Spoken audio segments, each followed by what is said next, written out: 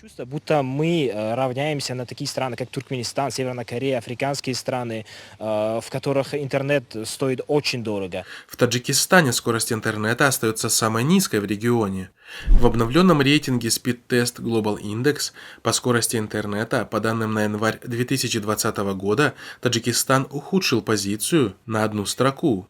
В обновленном рейтинге по скорости мобильного интернета Таджикистан занимает 133 место из 140 стран мира со скоростью скачивания 8,98 мегабит в секунду и загрузкой 5,4 мегабита в секунду.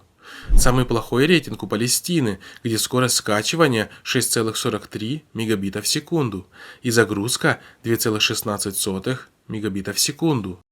Напомним, аналогичная ситуация наблюдается и в соседнем Туркменистане, где так же, как и в Таджикистане, мобильный интернет является очень дорогим и медленным.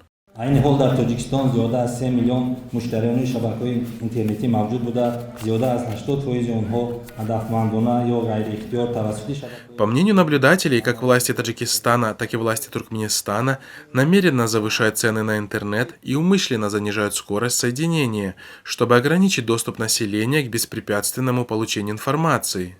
Поскольку единственным доступным источником правдивой информации в этих странах является интернет, и, как показывает сегодняшняя практика, именно всемирная сеть стала инструментом активизации народных революций против авторитарных режимов и правителей-диктаторов.